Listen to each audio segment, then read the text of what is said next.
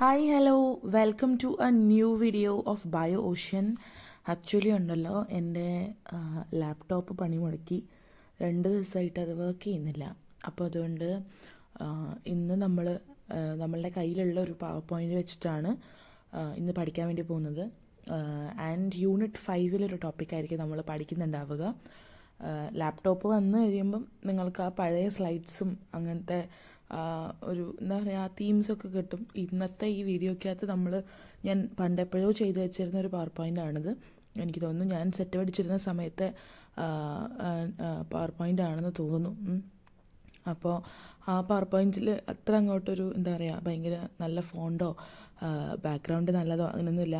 Just ഒരു plain ആയിട്ടുള്ളൊരു സ്ലൈഡാണിത്. ഇന്നത്തേക്കൊന്ന് adjust ചെയ്യുക. നാളെ ലാപ്ടോപ്പ് കിട്ടും എന്നാണ് ഞാൻ വിചാരിക്കുന്നത്.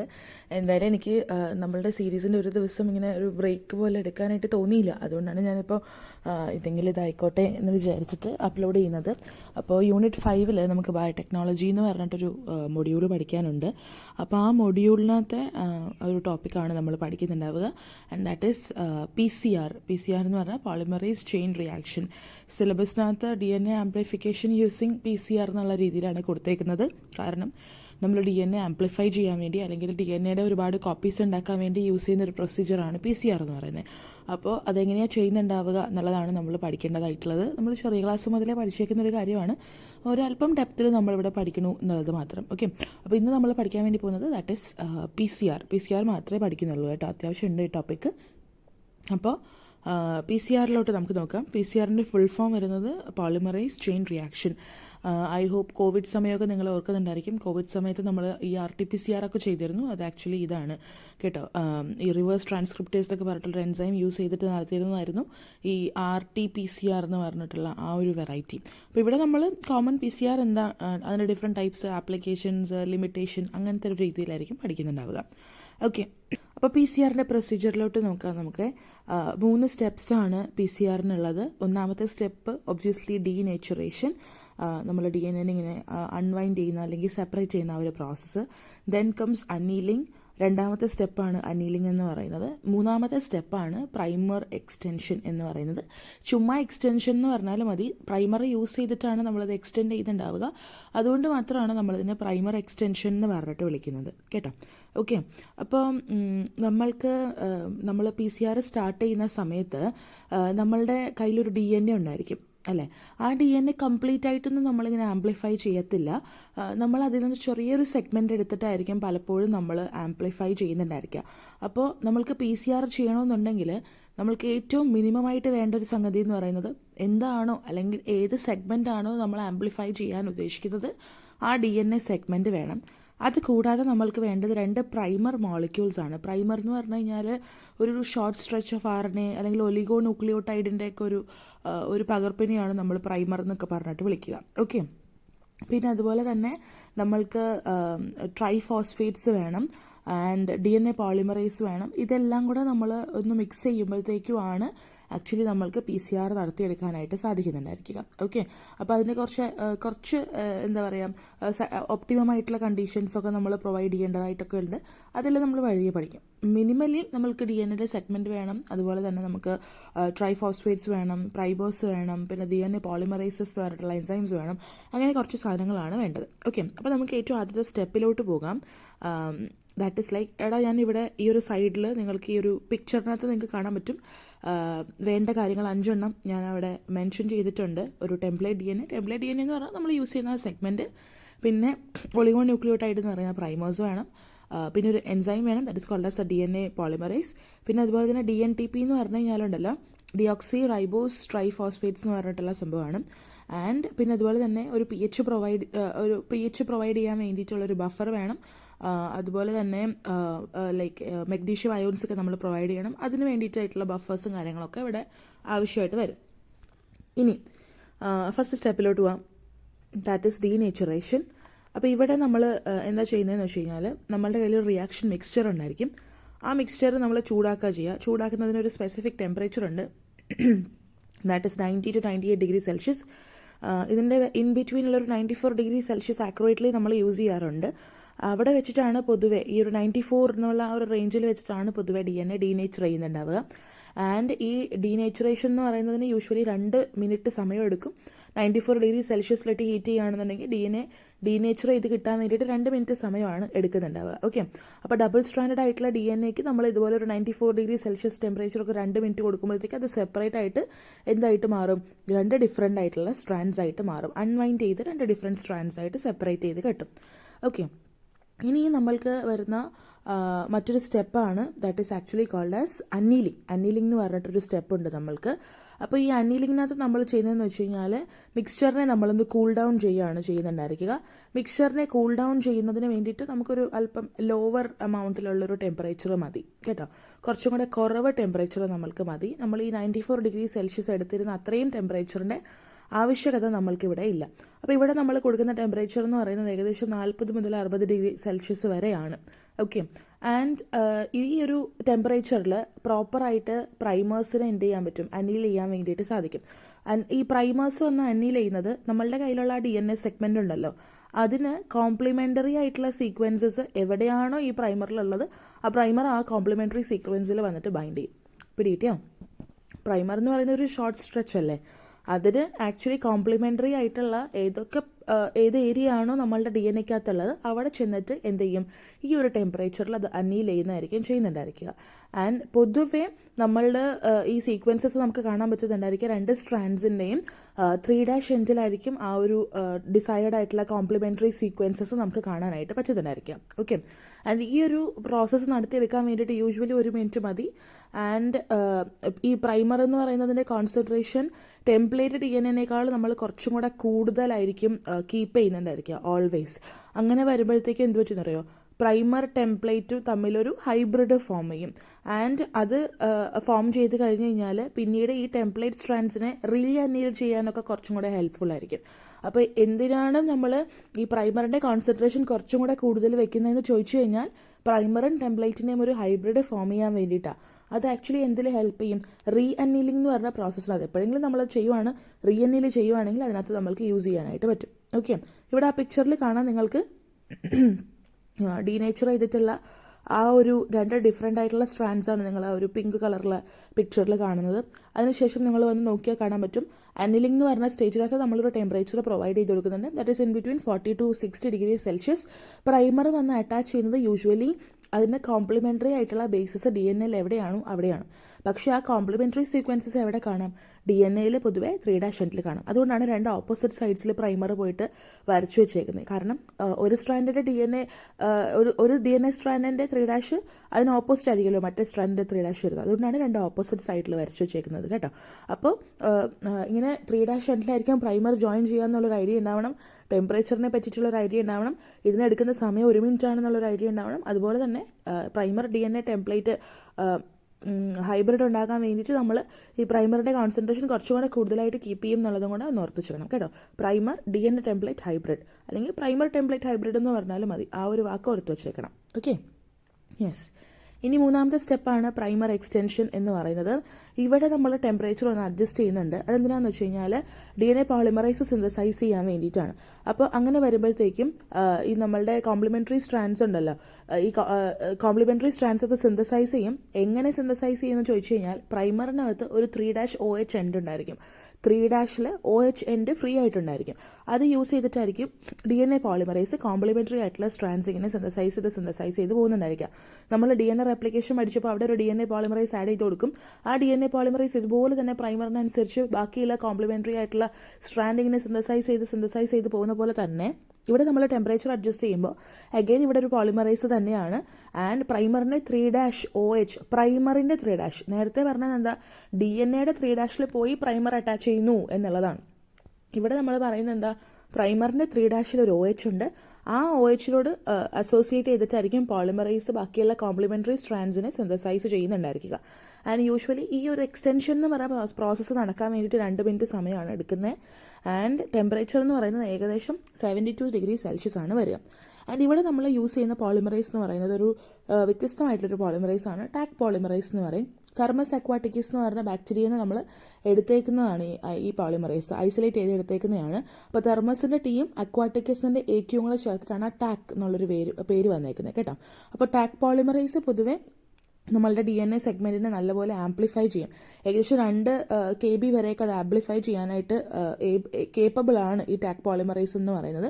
പക്ഷേ ലൈക്ക് ഈ പറഞ്ഞ പോലെ നമ്മൾക്ക് അത്രയുമൊന്നും ആവശ്യമില്ലെങ്കിൽ നമ്മളുടെ ആവശ്യം എന്താണോ അതിനനുസരിച്ചിട്ടുള്ള എമൗണ്ടിൽ ആംപ്ലിഫൈ ചെയ്ത് തരാനായിട്ട് ഈ ടാക് പോളിമറൈസ് മതി കേട്ടോ. ഓക്കെ, അപ്പോൾ നിങ്ങൾക്ക് ഇവിടെ പിക്ചറിൽ അഗൈൻ കാണാൻ പറ്റും ഒരു യെല്ലോ ഷെയ്ഡിനകത്ത് അനിലിംഗ് സ്റ്റേജ് കാണാം. ആൻഡ് അതിനുശേഷം കുറച്ചും കൂടി ഒരു ഡാർക്കർ ഷെയ്ഡിനകത്ത് എക്സ്റ്റൻഷൻ കാണാൻ പറ്റും. അപ്പോൾ കണ്ടാൽ അറിയാൻ പറ്റും ഈ പറഞ്ഞ പോലെ പ്രൈമർ അറ്റാച്ച് ചെയ്തിട്ടുണ്ടായിരുന്നു. ആ പ്രൈമർ പിന്നീട് 2 ഓപ്പോസിറ്റ് സൈഡിലോട്ട് എക്സ്റ്റെൻഡ് ചെയ്ത് പോകുന്നത് അല്ലേ. ഇതാണ് എക്സ്റ്റൻഷൻ എന്ന് പറയുന്നത്. ഓക്കെ, എക്സ്റ്റൻഷൻ കഴിഞ്ഞാൽ ആദ്യത്തെ തവണ ഡീനേച്ചർ ചെയ്തു, ദെൻ അതിനുശേഷം നമ്മൾ അനിലിംഗ് ചെയ്തു. അനിലിംഗ് ചെയ്തതിന് ശേഷം എക്സ്റ്റൻഷനിലെത്തി. ഇതാണ് 3 ബേസിക് ആയിട്ടുള്ള നമ്മളുടെ PCR-ൻ്റെ സ്റ്റെപ്സ് എന്ന് പറയുന്നത്. എക്സ്റ്റൻഷൻ കഴിഞ്ഞാൽ അതിനർത്ഥം നമ്മളുടെ PCR-ൻ്റെ 1ാമത്തെ സൈക്കിൾ കഴിഞ്ഞു എന്നുള്ളതാണ്. ദാറ്റ് മീൻസ് ആംപ്ലിഫിക്കേഷൻ്റെ 1ാമത്തെ സ്റ്റെപ്പ് കഴിഞ്ഞു. പിടികിട്ടിയോ? ആൻഡ് ഈ പ്രൈമറിൻ്റെ എക്സ്റ്റൻഷൻ എന്ന് പറയുന്നത് എപ്പോൾ വരെ കണ്ടിന്യൂ ചെയ്യുമെന്നറിയാമോ? ഈ നമ്മളുടെ ഡീനേച്ചർ ചെയ്തിട്ടുള്ള 2 സ്ട്രാൻഡ്സ് ഉണ്ടല്ലോ, ആ 2 സ്ട്രാൻഡ്സിൻ്റെ അറ്റം വരെ, ലൈക്ക് എൻഡ് വരെ, നമ്മൾ എത്രത്തോളമാണ് ഡിസൈഡ് ആയിട്ടുള്ള സെഗ്മെൻറ്റ് എടുത്തേക്കുന്നത് ആ എൻഡ് വരെ അത് കണ്ടിന്യൂ ചെയ്യും. എന്നിട്ട് പിന്നീട് അത് എന്താ പറയുക, നെക്സ്റ്റ് PCR-ൻ്റെ സൈക്കിൾ ഇങ്ങനെ സ്റ്റാർട്ട് ചെയ്യും. പിടികിട്ടിയോ? And what happens next is like ഈ പറഞ്ഞ പോലെ PCR നമ്മൾക്ക് എത്ര തവണ വേണമെങ്കിലും നടത്താൻ പറ്റും. ഒരു തവണ എക്സ്റ്റൻഷൻ കഴിഞ്ഞു, എക്സ്റ്റെൻഡ് ചെയ്ത് നമ്മളുടെ ഡിസൈഡ് സെഗ്മെൻറ്റിൻ്റെ ലെങ്ത് വരെ എത്തിക്കഴിയുമ്പോഴത്തേക്കും വീണ്ടും നെക്സ്റ്റ് സൈക്കിൾ സ്റ്റാർട്ട് ചെയ്യും. പിടികിട്ടിയോ? ആൻഡ് 2ാമത്തെ സൈക്കിൾ ആകുമ്പോഴത്തേക്കും ഈ പ്രൈമേഴ്സ് എന്ന് പറയുന്നത് വീണ്ടും അനിൽ ചെയ്യുന്നു, ആൻഡ് അത് തന്നെ ഡീനേച്ചർ ചെയ്യുന്നു, അനിൽ ചെയ്യുന്നു, ആൻഡ് എക്സ്റ്റൻഷൻ ചെയ്യുന്നു, ഇങ്ങനെ പോയിക്കൊണ്ടിരിക്കും. പിടികിട്ടിയോ? യെസ്. അപ്പോൾ ഇങ്ങനെയാണ് ഇതിൻ്റെ സ്റ്റെപ്സ് വരുന്നത്. ഇവിടെ നിങ്ങൾക്ക് ഒരു പിക്ചർ കാണാം. PCR-ൻ്റെ കോമ്പോണൻറ്റ്സ്, DNA സാമ്പിൾ വേണം, പ്രൈമേഴ്സ് വേണം, ന്യൂക്ലിയോടൈഡ്സ് വേണം, Taq polymerase, buffer, then PCR tube, ഇത്രയാണ് വേണ്ടത്.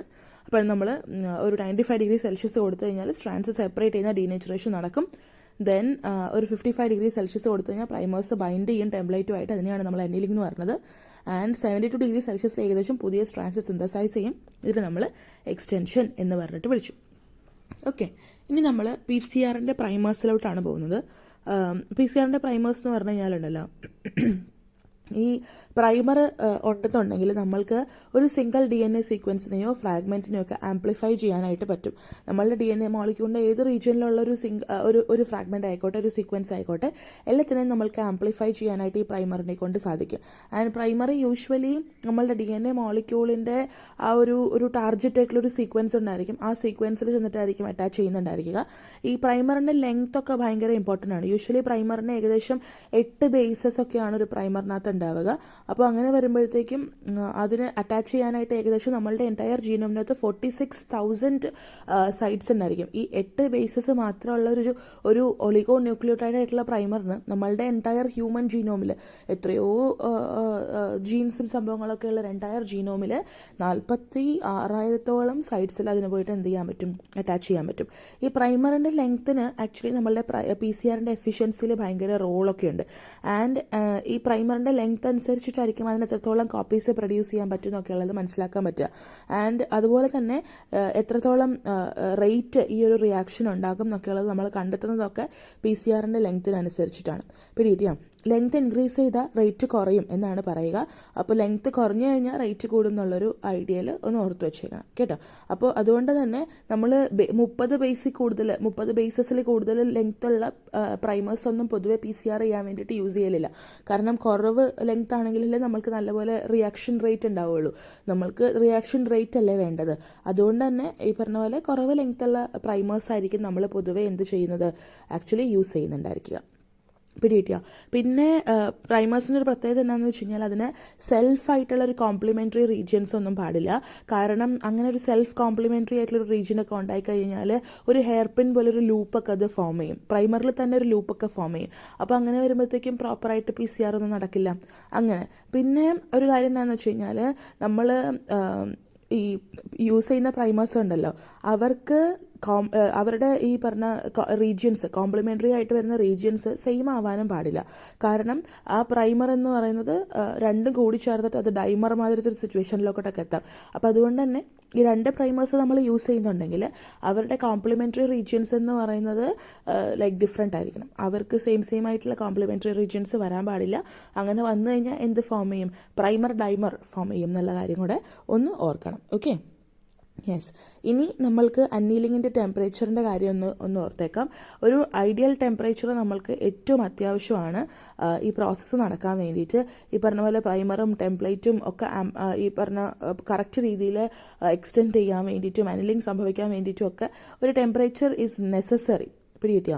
ആൻഡ് മെൽറ്റ് ചെയ്യുന്നതിനേക്കാൾ 1-2 ഡിഗ്രി സെൽഷ്യസ് കുറവുള്ളൊരു ടെമ്പറേച്ചറാണ് നമ്മൾ പൊതുവെ കൊടുക്കുന്നുണ്ടായിരിക്കുക. ആൻഡ് മെൽറ്റിംഗ് ടെമ്പറേച്ചർ എന്ന് പറയുന്നത് ഏകദേശം നമ്മളുടെ ഈ DNA കിട്ടിക്കഴിഞ്ഞാൽ ആ മെൽറ്റ് ചെയ്യാനുള്ള ടെമ്പറേച്ചർ എന്നാണ് ഉദ്ദേശിക്കുന്നത് ഡീനേച്ചറേഷൻ സംഭവിക്കാം എന്നുള്ളതാണ് കേട്ടോ.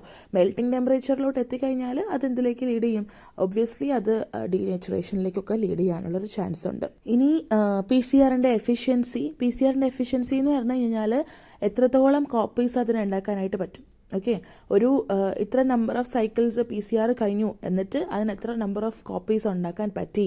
ഇപ്പോൾ 10 തവണ സൈക്കിൾ നടന്നെങ്കിൽ അതിൽ നിന്ന് എത്ര കോപ്പീസ് ഉണ്ടായി എന്നുള്ളതാണ് PCR-ൻ്റെ എഫിഷ്യൻസി കൊണ്ടിട്ട് ഉദ്ദേശിക്കുന്നത്. അപ്പം ഈ എഫിഷ്യൻസീനെ ഇൻഫ്ലുവൻസ് ചെയ്യുന്ന കുറച്ച് ഫാക്ടേഴ്സ് ഉണ്ട്. നമ്മളുടെ ടാർഗറ്റ് സീക്വൻസിൻ്റെ ലെങ്ത് ഇൻക്രീസ് ചെയ്ത് കഴിഞ്ഞാൽ എഫിഷ്യൻസി കുറയും. പ്രൈമറിൻ്റെ ലെങ്ത് ഇൻക്രീസ് ചെയ്ത് കഴിഞ്ഞാൽ എഫിഷ്യൻസി കുറയും. നമ്മൾക്ക് ആവശ്യമുള്ള ടെമ്പറേച്ചറിനേക്കാൾ കൂടുതൽ ടെമ്പറേച്ചർ ഉണ്ടായിക്കഴിഞ്ഞാൽ അന്നീലിംഗ് ഒക്കെ പ്രോപ്പറായിട്ട് വരില്ല. അപ്പോൾ PCR-ൻ്റെ എഫിഷ്യൻസി കുറയും. പിന്നെ അതുപോലെ തന്നെ PCR-നകത്ത് നമ്മൾ യൂസ് ചെയ്യുന്ന പ്രൈമർ ഉണ്ടല്ലോ, അവർക്ക് കോംപ്ലിമെൻ്ററി സീക്വൻസ് പാടില്ല. അപ്പോൾ കോംപ്ലിമെൻ്ററി സീക്വൻസ് വന്നു കഴിഞ്ഞാൽ പ്രൈമർ ഡൈമർ ഉണ്ടാകും എന്നുള്ളത് നമ്മൾ പറഞ്ഞായിരുന്നു. അപ്പോൾ എഫിഷ്യൻസി കുറയും. അതുപോലെ തന്നെ നമ്മളുടെ ടാർഗറ്റ് ആയിട്ടുള്ള DNA സീക്വൻസും എഫിഷ്യൻസീനെ എഫക്റ്റ് ചെയ്യുന്നുണ്ട്. അതുകൂടാതെ ലൈക്ക് ചില പ്രോട്ടീൻസൊക്കെ നമ്മളുടെ PCR-ൻ്റെ എഫിഷ്യൻസീനെ എഫക്റ്റ് ചെയ്യും. ആൻഡ് ചില കോമ്പൗണ്ട്സ്, കെമിക്കൽ കോമ്പൗണ്ട്സും കൂടെ ഇഫക്റ്റ് ചെയ്യുന്നുണ്ട്. ഇവിടെ ഞാനിവിടെ കുറച്ച് PCR-ൻ്റെ ടൈപ്സ് എഴുതി വെച്ചിട്ടുണ്ട്. ഇപ്പോൾ RT-PCR ഒക്കെ നമുക്കറിയാം. അതല്ലാതെ inverse PCR, anchored PCR, nested PCR, അങ്ങനെ കുറച്ച് ഡിഫറെൻറ്റ് ടൈപ്സ് ഓഫ് PCRസും അവൈലബിൾ ആണ്. ഓരോ PCRും ഓരോരോ കണ്ടീഷന് നമ്മൾ യൂസ് ചെയ്യുന്നു എന്നുള്ളത് മാത്രം. ഓക്കെ, ഇനി ആപ്ലിക്കേഷൻസ് ഓഫ് PCR എന്ന് പറഞ്ഞു കഴിഞ്ഞാൽ പൊതുവേ നമ്മൾക്ക് അറിയാവുന്ന പോലെ ഒരു സ്പെസിഫിക് ജീനിനെയോ അല്ലെങ്കിൽ ഒരു DNA സീക്വൻസിനെയോ ആംപ്ലിഫൈ ചെയ്യാൻ വേണ്ടിയിട്ടാണ് നമ്മൾ PCR യൂസ് ചെയ്യുന്നുണ്ടായിരിക്കുക. ആൻഡ് അതിൽ നിന്ന് നമ്മൾക്ക് എന്തൊക്കെയാണ് അതിൻ്റെ ഡേറ്റ എന്നൊക്കെയുള്ളത് കളക്ട് ചെയ്യാൻ വേണ്ടിയിട്ടും ജനറ്റിക്കലി ആൾക്ക് എന്തെങ്കിലും ഡിസീസസോ അല്ലെങ്കിൽ എന്തെങ്കിലും വ്യത്യാസങ്ങളൊക്കെ ഉണ്ടെന്നൊക്കെ ഉള്ളത് മനസ്സിലാക്കാൻ പറ്റും. പിന്നെ അതുപോലെ തന്നെ നമ്മൾ ഈ DNA പോളിമോർഫിസ് ഒക്കെ പഠിക്കാൻ വേണ്ടിയിട്ടൊക്കെ PCR യൂസ് ചെയ്യാറുണ്ട്. പിന്നെ നമ്മൾ എന്തെങ്കിലും ഒരു എക്സ്ട്രാ ജീനർ ഓർഗാനിസത്തിലോട്ട് വെച്ച് കൊടുത്തു എന്ന് വിചാരിക്കുക. ബയോടെക്നോളജിക്കലി നമ്മളൊരു എക്സ്ട്രാ ജീൻ ഒരു ഓർഗാനിസത്തിലോട്ട് ഇൻസേർട്ട് ചെയ്ത് കൊടുത്തു എങ്കിൽ അതിൻ്റെ പ്രസൻസ് മനസ്സിലാക്കാൻ വേണ്ടിയിട്ട്, അത് ഡിറ്റക്ട് ചെയ്യാൻ വേണ്ടിയിട്ടൊക്കെ നമ്മൾക്ക് ഈ പറഞ്ഞ PCR യൂസ് ചെയ്യാൻ പറ്റും. പിന്നെ അതുപോലെ തന്നെ നമ്മൾക്ക് DNA ലൈബ്രറീസ് ഒക്കെ ഉണ്ടാക്കാൻ വേണ്ടിയിട്ടും ഈ പറഞ്ഞ പോലെ DNA ഫ്രാഗ്മെൻറ്റ്സ് ആംപ്ലിഫൈ ചെയ്യാൻ വേണ്ടിയിട്ടും അതിൽ നിന്ന് നമ്മൾക്ക് ഉണ്ടാകാൻ ചാൻസ് ഉള്ള എന്തെങ്കിലും ഡിസീസസും കാര്യങ്ങളൊക്കെ മനസ്സിലാക്കാൻ വേണ്ടിയിട്ടൊക്കെ ഹെൽപ്പ് ചെയ്യും. ആൻഡ് ഇത് മാത്രമല്ല, നമ്മൾ ഈ ഒരു മോറൂല സ്റ്റേജൊക്കെ ആയിരിക്കുന്ന സമയത്ത് ഒരു 16 സെൽഡ് സ്റ്റേജൊക്കെ ആയിരിക്കില്ലേ മനുഷ്യൻ്റെ ഒരു ഭ്രൂണം. അപ്പോൾ ആ ഒരു സമയത്ത് കുട്ടിയുടെ ജെൻഡർ എന്താണ്, സെക്സ് എന്താണെന്നൊക്കെ ഡിറ്റർമൈൻ ചെയ്യാൻ വേണ്ടിയിട്ടൊക്കെ ഈ പറഞ്ഞ പോലെ നമ്മൾ PCR യൂസ് ചെയ്യാറുണ്ട്. DNA ഫിംഗർ പ്രിൻറ്റിങ് പോലെയുള്ള ടെക്നോളജീസിനകത്ത് നമ്മൾ PCR യൂസ് ചെയ്യും. പിന്നെ അതുപോലെ തന്നെ നമ്മളുടെ എന്താ പറയുക, എക്സ്റ്റെൻഡ് ആയി പോയിട്ടുള്ള സ്പീഷീസ് എന്തെങ്കിലുമൊക്കെ ഉണ്ടെങ്കിൽ അവരെ അനലൈസ് ചെയ്യാൻ വേണ്ടിയിട്ടൊക്കെ നമ്മൾ PCR യൂസ് ചെയ്യാറുണ്ട്. ആൻഡ് ഇൻവേഴ്സ് PCR പോലെയുള്ള ടെക്നിക്സ് ഉണ്ട്. അവിടെ നമ്മൾ എന്താ പറയുക, നമ്മളുടെ ക്രോമസോമിനകത്ത് എന്തെങ്കിലും കറക്ഷൻസ് ഉണ്ടോ, അറേഞ്ച്മെൻറ്റിൻ്റെ ഓർഡറിനകത്ത് എന്തെങ്കിലും വ്യത്യാസങ്ങളുണ്ടോ, അങ്ങനെയൊക്കെയുള്ള കാര്യങ്ങൾ മനസ്സിലാക്കാൻ വേണ്ടിയിട്ട് നമ്മൾ യൂസ് ചെയ്യും. പിന്നെ റാൻഡം PCR എന്ന് പറഞ്ഞിട്ടൊരു PCR ഉണ്ട്. നമ്മൾക്ക് കുറേ DNAs അവൈലബിൾ ആണെങ്കിൽ അതിൽ നിന്നൊരു പെർട്ടിക്കുലർ DNA മാത്രം ആംപ്ലിഫൈ ചെയ്തെടുക്കാൻ വേണ്ടിയിട്ട് that is actually helpful. And അതുപോലെ തന്നെ നമ്മൾക്ക് different type of PCRs available ആണ്. ഇപ്പോൾ RT-PCR ഒക്കെ ആണെന്നുണ്ടെങ്കിൽ അത് CDNA കോപ്പീസ് ഉണ്ടാക്കും. ഒരൊറ്റ സിംഗിൾ mRNA യൂസ് ചെയ്തിട്ടായിരിക്കും അത് ഉണ്ടാക്കുന്നുണ്ടായിരിക്കുക. ഒരുപാട് mRNAs അവൈലബിൾ ആണെങ്കിലും സ്പെസിഫിക്കലി ഒരു സിംഗിൾ ആയിട്ടുള്ള ഒരു mRNA ചൂസ് ചെയ്ത് അതിൽ നിന്ന് കോപ്പീസൊക്കെ ഉണ്ടാക്കാൻ എബിലിറ്റി ഉള്ള തരത്തിലുള്ളൊരു PCR മെക്കാനിസമാണ് ഈ RT-PCR എന്നൊക്കെ പറയുന്നത്. ഓക്കെ, ആൻഡ് അങ്ങനെ ഒരുപാട് ലൈക്ക് ഫങ്ഷൻസ് അല്ലെങ്കിൽ ആപ്ലിക്കേഷൻസ് നമ്മളുടെ എന്തിനുണ്ട് PCR എന്നുള്ളത് ഒന്ന് ഓർത്ത് വെച്ചിരിക്കുക. ഇനി അഡ്വാൻറ്റേജസ് ഓഫ് PCR എന്ന് പറഞ്ഞു കഴിഞ്ഞാൽ ഭയങ്കര സെൻസിറ്റീവ് ആയിട്ടുള്ള ടെക്നിക്കാണ്. അപ്പോൾ അതുകൊണ്ട് തന്നെ നമ്മൾക്ക് ഒരു സിംഗിൾ ഒരു ടാർഗറ്റ് സീക്വൻസ് എന്താണെന്നൊക്കെ ഉള്ളത് ഡിറ്റക്ട് ചെയ്യാനൊക്കെ നമ്മളത് ഹെൽപ്പ് ചെയ്യും. ഒരുപാട് കോപ്പീസ് ഉണ്ടാക്കാൻ വേണ്ടി ഹെൽപ്പ് ചെയ്യും. പിന്നെ നമ്മൾക്ക് ഇതിനകത്ത് ആവശ്യമുള്ള DNA സീക്വൻസ് എന്ന് പറയുന്നത് ഒത്തിരി ഒന്നും വേണ്ട, വളരെ കുറച്ച് മാത്രം മതി. പെട്ടെന്ന് തന്നെ നമ്മൾക്ക് റിസൾട്ട് കിട്ടും. ആൻഡ് ഒരുപാട് സ്കില്ലോ ഒരുപാട് ടൈം കൺസ്യൂമിങ്ങോ അങ്ങനെയൊന്നുമില്ല. പിന്നെ അതുപോലെ തന്നെ നമ്മൾക്കിപ്പോൾ ഒരു പ്രോപ്പർ അല്ലാത്തൊരു DNA എന്തെങ്കിലുമൊക്കെ ഒരു എന്താ പറയുക ഡീഗ്രഡേഷനൊക്കെ സംഭവിച്ചിട്ടുള്ളൊരു DNA പീസ് ആണെങ്കിൽ പോലും അത് തന്നെ വെച്ചിട്ട് നമ്മൾക്ക് ആംപ്ലിഫൈ ചെയ്യാനൊക്കെ പറ്റുന്നൊരു സംഭവമാണ് PCR എന്ന് പറയുന്നത്. പിന്നെ കുറച്ചും കൂടെ സേഫർ സൈഡിലൊരു മെത്തഡാണ്, കാരണം റേഡിയോ ആക്റ്റീവ് സംഭവങ്ങളൊന്നും നമ്മൾ ഇതിനകത്ത് യൂസ് ചെയ്യാത്തതുകൊണ്ടിട്ട് it is mostly safe. And നമ്മൾക്ക് ഇത് സ്റ്റോർ ചെയ്യാനോ അല്ലെങ്കിൽ ഇതിൽ നിന്നുള്ള ഡേറ്റാസ് സംബന്ധമായിട്ടുള്ള കാര്യങ്ങൾക്കൊന്നും ഇത് അത്ര കണ്ടൊരു മാൻ പവറും ആവശ്യപ്പെടുന്നില്ല, ഒത്തിരി ഡിഫിക്കൽട്ടിയും ഇതിനകത്തില്ല. പിടികിട്ടിയോ? അപ്പോൾ അങ്ങനെയൊക്കെ ഉള്ളതുകൊണ്ട് ഇറ്റ് ഈസ് ആക്ച്വലി ഹെൽപ്ഫുൾ. ഇനി ഇതിന് കുറച്ച് ലിമിറ്റേഷൻസ് ഉണ്ട്. എന്താണെന്ന് വെച്ച് കഴിഞ്ഞാൽ സീക്വൻസിനെ പറ്റിയിട്ടുള്ള ഇൻഫർമേഷൻ, അതുപോലെ തന്നെ ലൈക്ക് ഇൻഹിബിറ്റേഴ്സിനോടുള്ള സെൻസിറ്റിവിറ്റി, അങ്ങനത്തെ കുറച്ച് കാര്യങ്ങളിൽ കുറച്ച് ലിമിറ്റേഷൻസ് ഈ പറഞ്ഞ പോലെ PCR എന്നുള്ളത് ഓർക്കുക കേട്ടോ. Okay, yes. അപ്പം ഇന്ന് ഇത്രയേ ഉള്ളൂ. ലാപ്ടോപ്പ് കിട്ടിക്കഴിഞ്ഞിട്ട് ഐ തിങ്ക് കുറച്ചും കൂടെ ബെറ്റർ ആയിട്ടുള്ള വീഡിയോസുമായിട്ട് വരാം. Okay, so that's it. By.